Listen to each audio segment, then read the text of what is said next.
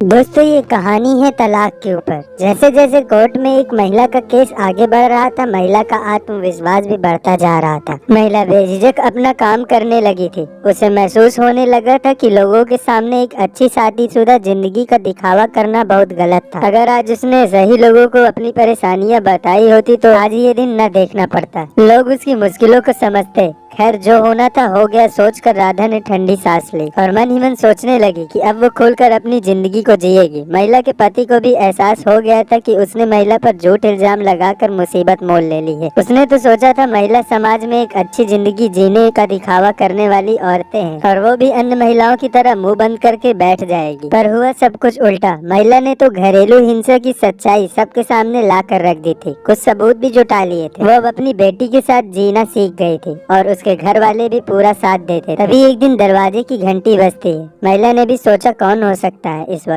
जब देखा तो वो अचंभित हो गई और दरवाजे पर उसका पति खड़ा था। उसने उससे पूछा, अंदर आ जाऊं? महिला ने कुछ सोचते हुए उसे अंदर आने दिया और पूछा, अब क्यों आए हो? वो बोला, माफ कर दो, मुझसे बहुत बड़ी गलती हुई और अब तुम मेरे साथ घर चलो। और कहने लगा कि मैं अपनी बेटी और तुम्हारे बिना बिल्कुल भी नहीं रह सकता। अब अपने पति के अंदर आया अचानक से इस बदलाव को देखकर वो महिला अचंभों में पड़ गई। वो कुछ समझ नहीं पा रहे थे। उसका पति कह रहा था कि तुम अपना केस वापस ले लो और हम साथ साथ अपनी जीवन को आगे बढ़ाएंगे। जिसके बाद उसने अपनी पत्नी से कहा, चाहो तो थोड़ा सोचकर जवाब देना। पर राधा का जवाब तैयार था। उसने अपने पति के साथ जाने को मना कर दिया और पीछे से उसकी बेटी भी बोली कि मैं अपनी मम्मी के पास ही रहूं। राधा का पति जाते जाते ये बोल गया कि तुम जो कर रही हो बिल्कुल भी सही नहीं। जिसके बाद पूरी रात राधा सोचती रही कि मैंने कहीं गलत निर्णय तो नहीं ले लिया। क्या मुझे अपनी बेटी के भविष्य के लिए अपने पति के साथ चले जाना चाहिए और मेरे ऐसा करने से मेरी बेटी को माँ और बाप दोनों मिल जाते। और सोचने लगी कि शायद उनकी सच में कहीं सोच बदल गई हो। सोचते सोचते अब सुबह हो गई। अब उसके साथ साथ सभी घर वाले भी सोच में थे कि इंसान बदल भी तो सकता है। पर सबने समझदारी दिखाकर कुछ दिन इंतजार करने का सोचा और यही सब सोचते सोचते केस की तारीख भी आ जाती है। और महिला ने भी सोच लिया था कि आज के पति के व्यवहार से पक्का निर्णय ले लेगी। और जो उसके साथ हुआ वो सोच से भी परे था। पति का वही रूप उसने वहाँ पास पाया और राधा आज भी अपनी बेटी के साथ अपने हक के लिए लड़ रही है। बस एक बात सोचती है कि उस दिन घर पर उसका पति अचानक से बदला रूप लेकर क्यों आया था और क्या मेरा उसके साथ जाना सही था या अपने हक और आत्मविश्वास के लिए लड़ना।